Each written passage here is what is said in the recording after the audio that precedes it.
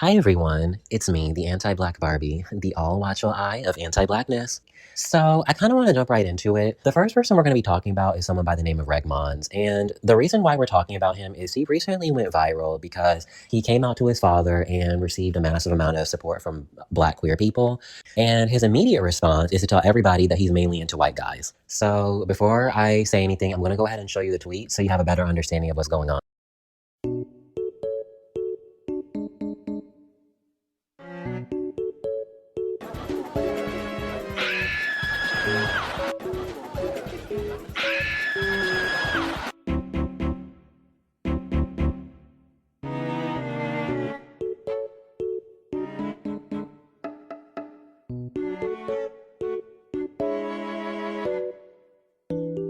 Two hours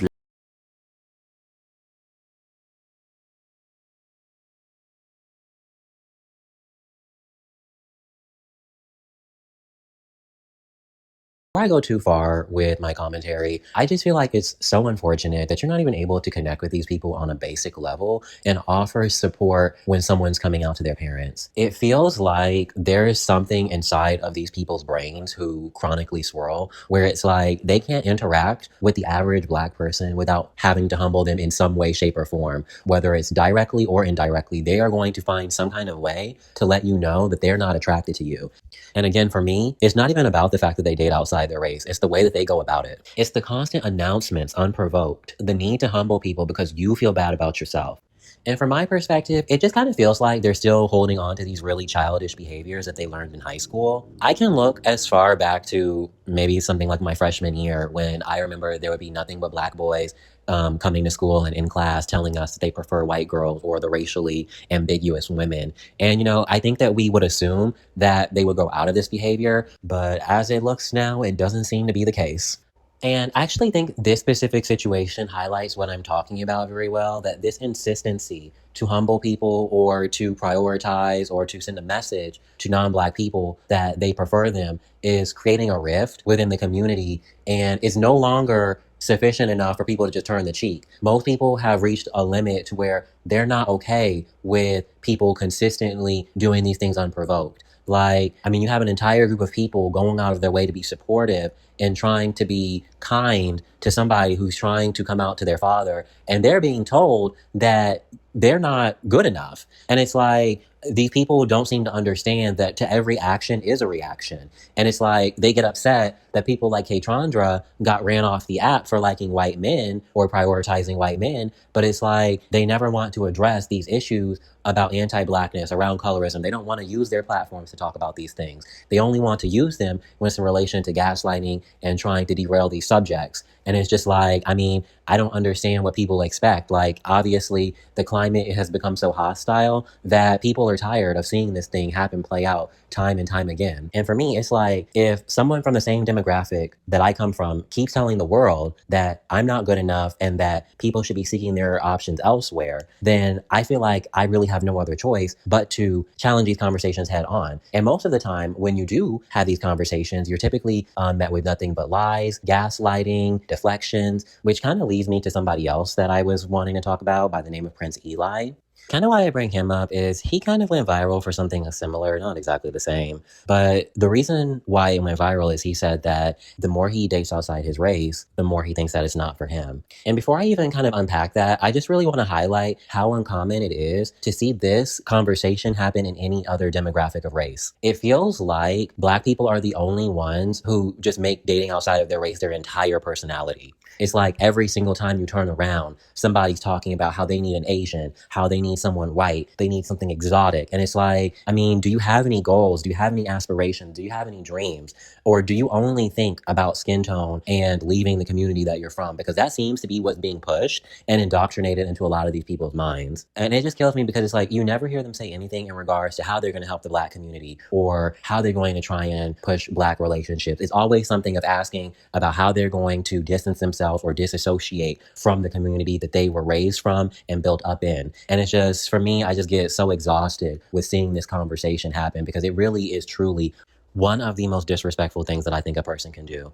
Regardless of if you enjoyed your upbringing or not, like I just feel like when you come online and you consistently keep making tweets, especially to your 16,000 followers of predominantly Black people, that you are just not satisfied with the group that you're coming from, that you need to date out or explore your options. It's just, for me, I can't respect it. I don't like it. And there's a reason why you don't see it happen as frequently in other communities, because they know that this is just not something that should be done.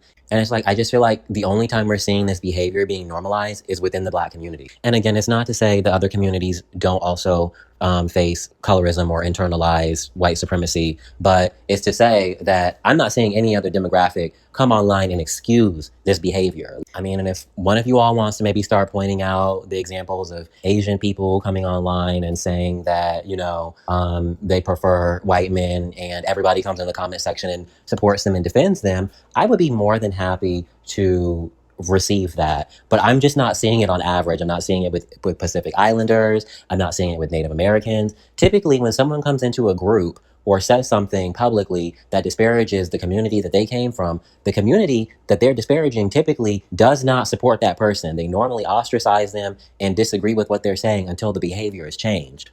And I just really want to pose the question, when people come online and say these things where they just consistently say year after year after year that they're trying to date outside their race and their family, how are we supposed to respond? Are we supposed to be excited and happy that you just are continuously not trying to prioritize the group that you came from? Or like, what are we supposed to do in this situation that should be more accommodating to that person? Because I don't understand the purpose of it other than to antagonize. And that's why I ended up titling this video, The Boy Who Cried Wolf, because how many times can you come to somebody with the same issue and nothing changes? At some point, we kind of have to wake up and smell the coffee that this person is comfortable where they're at and they're just saying these things for attention.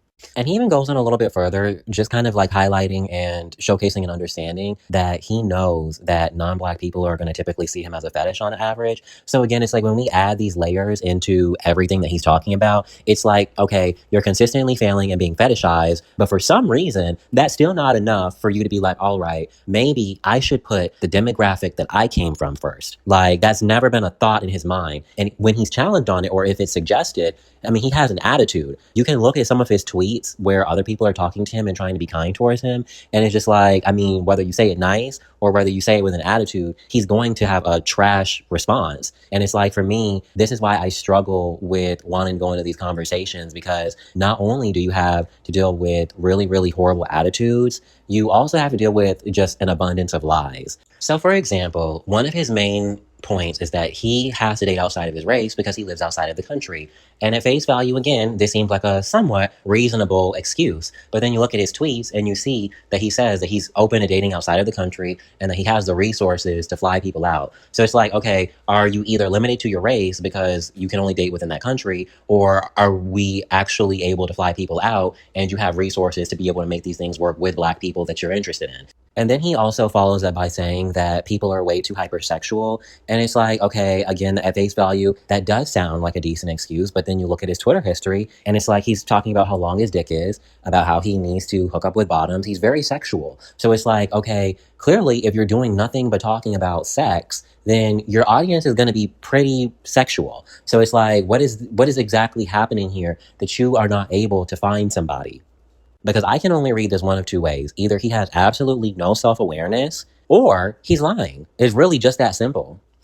So I'm not going to beat it like a dead horse. One of my mutuals, though, they had a really good point about this. They said, when you go shopping for a car, do you buy the first thing that's on the lot? Or do you take your time and search for the thing that fits you best? That same thing can go with shoes, with jobs. Everything we do in this world is with intention, whether it's on a subconscious or conscious level. Nothing we do is by coincidence. So the idea that one of the most important decisions, which is the person that you date, has no actual thought process makes absolutely no sense to me, and in my opinion is intellectually dishonest. That being said, if you enjoyed, like, subscribe, and comment, and I'll see you in the next one.